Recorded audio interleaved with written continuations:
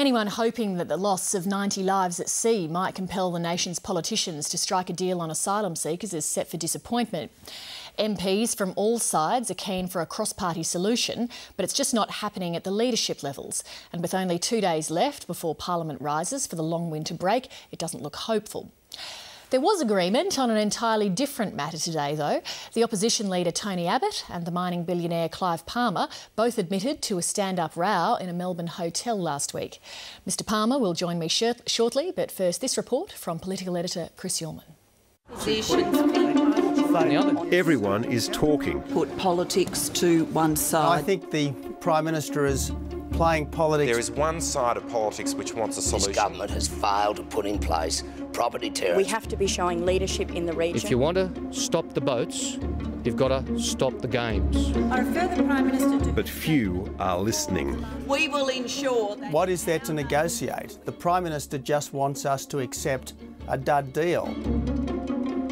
5 days on from the sinking of an asylum seeker boat that claimed 90 lives, politics as usual has returned, and that means a bitter deadlock. You're left thinking that he sees political advantage in people dying. That's the real disgrace of this. Well, it's wrong, absolutely wrong, and frankly, I think that the member in question should be a bit bigger than that kind of thing. The Prime Minister says she's prepared to compromise as long as the final deal includes offshore processing in Malaysia. I am willing to talk, and the government is willing to talk to see if we can find a compromise that enables this Parliament to realise what I think is supported by all of us, and that is that we see an end to this human misery and loss of life. The Coalition's prepared to look at the government's legislation and then strike out the Malaysian solution. I do want to assure the Prime Minister, the Parliament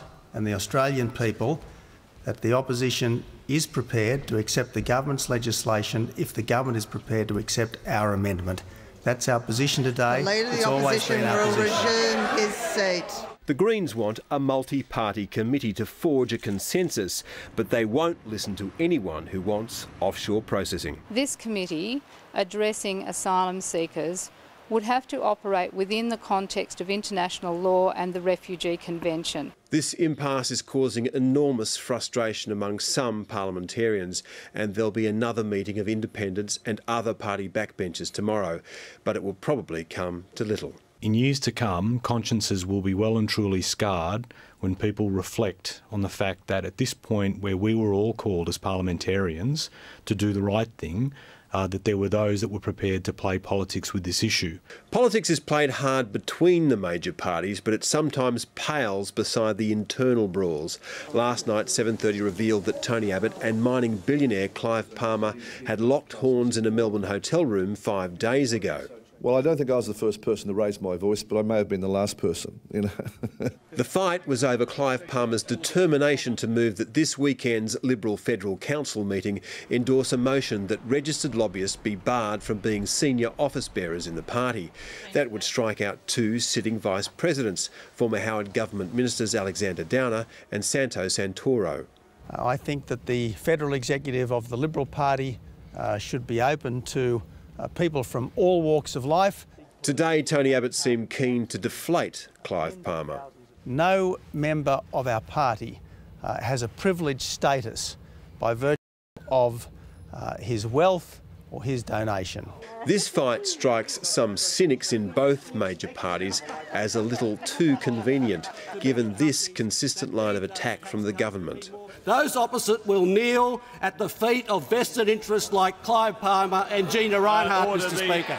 But there's no doubt the opposition leader is lukewarm on Clive Palmer's whimsy that he might seek pre-selection from the Liberal National Party to take on the Treasurer in the Queensland seat of Lilly. And it doesn't matter how big your bank account is, doesn't matter how big your donations have been, you've got to go through the ordinary pre-selection panel, and then you've got to be a good grassroots local candidate, and then you've got to support the party's policies. So fight, fact or fancy? It's always a little hard to tell with Clive Palmer, but if he is serious about a career in Canberra, perhaps he should be mindful of an old adage. If you want a friend in politics, buy a dog. And joining me now from Brisbane is businessman Clive Palmer. Thank you for joining us, Mr Palmer. Good evening, Lee. How are you? I'm very well, thank you, sir.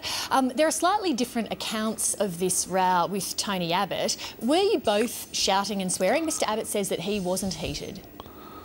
Well, certainly I was swearing at Mr Abbott, there's no doubt about that. I plead guilty on that because I take the view that people who are paid to push a political agenda by corporations shouldn't hold major positions in political parties in this country. Not just the Liberal Party, the Labor Party, the Greens and the National Party. I'll talk about that with you in some detail, but firstly just on this spat. So was Mr Abbott shouting and swearing?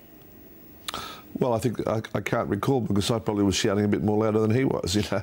So I really don't know. It certainly wasn't a pleasant meeting, and it was a shock to me that you'd raise such an issue that was so very basic that would have this sort of response. I only am a normal party member after all, but I am an Australian, I am a citizen of the country, and I do have a concern when I see vested interests paying people like I would pay my employees to push their agenda, and these people have a responsibility to the people who elect them and to the party itself.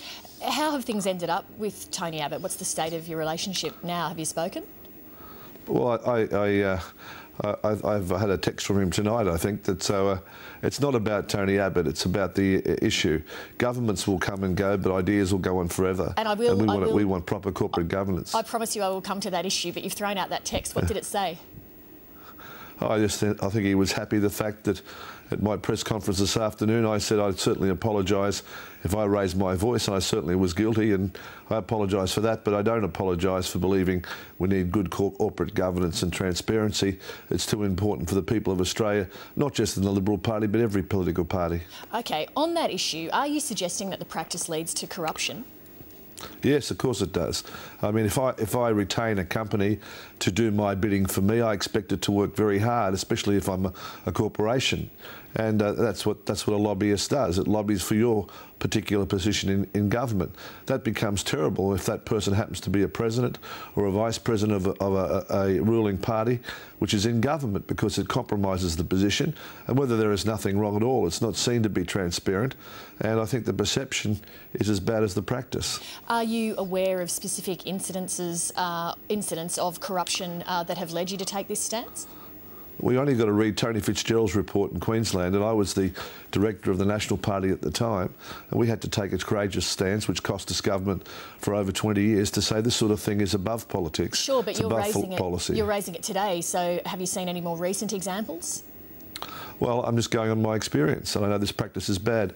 But firstly, I'm a delegate to the Federal Council from the Queensland division of the LNP, and their council has passed a resolution banning this practice in Queensland, and their president, Bruce McIver, has forwarded a resolution for the Federal Council for this weekend. So I'm duty-bound to support him and to actually represent what they believe in. You say you're going on your experience. Have you seen examples of Liberal lobbyists in senior positions in the party securing decisions favourable to their clients? Well, I'm only an ordinary member of the party. I haven't been exposed to that, as you probably know, as Mr Abbott says. But I certainly think the practice and the structure is wrong. And if we take the former Deputy Premier of Queensland for the Labor Party, Mr Jim Elder, he resigned from the Labor Party before he became a lobbyist because he perceived that that could be seen as a conflict of interest and a blight on his integrity, and he didn't want that to happen. That's the honourable thing. Nobody needs not stand for their position, but they've got to make a decision. Are they paid political lobbyists, or are they members of the Liberal, National or Labor parties or Greens, and they want to be respected for their political views rather from who's their paymaster? OK, but you hold a very influential position in the party, even if you are a rank-and-file member, by virtue of the financial contributions that you make. Do you then promise that you won't lobby politicians on matters that relate to your interests? Well, I joined the party 43 years ago, and I've been a member ever since. I've door-knocked, I've been a grassroots supporter, and I like to think I've got some influence, but not me personally, my ideas. People are not important in this sort of debate. It's what they're saying that's important, and every Australian knows that in their heart that it's wrong for people to take money to provide influence to our politicians and put pressure on our members of parliament. This is not the sort of thing we want in this country. It doesn't matter what political party you're in. I've never done it, and I hope nobody else does. But doesn't your don't your financial contributions, by their own virtue, give you the sort of influence that allows you to lobby politicians to make decisions that favour you? Well, I don't. You can't point to one that's favoured me anywhere. And in fact, recently in Queensland, the decision went against me in relation to the Waratah coal contract and went to the GVK group, and I've accepted that, and people do accept those things. That's how government is. You know, I employ over 2,500 Queenslanders. We produce over $1 billion a year for the Queensland economy. But the government's elected by the people. It's not responsible to me. It's not responsible to corporations. It's responsible for good governance. And all we're saying is that companies and others who can afford to pay political lobbyists shouldn't have their position confused with people, the average citizen, who can't afford that, and they shouldn't compromise their position by being heads or official members of political parties federally. I just think that's a fact, and I think we need to come to terms with it. On Lateline in February this year, you were asked about Fairfax, and you said that you thought Gina Rinehart should buy 15% and that you'd buy a stake and that you could get the place humming again. Mrs Rinehart has her stake. What do you reckon? Well, I'd like to see how it gets humming again, you know. Personally, I'm happy. I also said that we should have a media trust where proprietors didn't interfere with editorial content, and that seems to be different to Miss Hancock's views. But nevertheless, you know, Fairfax is a concern, and it's a concern because it stands as a last vestige of a democratic press in this country, the last century of the gate, to ensure that freedom reigns and we have a good democratic system and freedom of choice and plurality is there. It's not something that can be fought over or bought by money. It's far too precious than that. A final question just about the Peter Slipper matter. Is the LNP in Queensland out to get Peter Slipper? No, I don't think so. I think I've known Peter Slipper for over 40 years. He's an individual, he's got feelings, he's a person. He doesn't need to be sensationalised in the media, and I don't think any political party should be out to get any particular citizen. This confrontational process is what's wrong. What we need is more love and forgiveness and more reconciliation in this country, not to point the finger at people and to attack them for individuals, but to offer a hand of friendship and understanding and try to see our differences and have a national consensus in going forward. That's what we need in Australia. That's not that often the case in politics, though, and I'm just wondering if people up there in the LNP have been looking for ways to get rid of him for a while. Well, I don't think so. The LNP had a very good result at the last state election, and of course the democracy spoke. It spoke very loudly. So I think, you know, there'll be a democratic election coming up as soon as the Prime Minister gets the courage, and people can decide for themselves. Do they want to keep Peter Slipper as a member for Fisher, or do they want to vote for a Labor or a LNP candidate? That'll be up to them, and that's what our system's all about. That's what we've got to protect, and that's why we can't have people that are paid by corporations running our political parties. Mr Palmer, thank you very much for coming in tonight. It's a pleasure.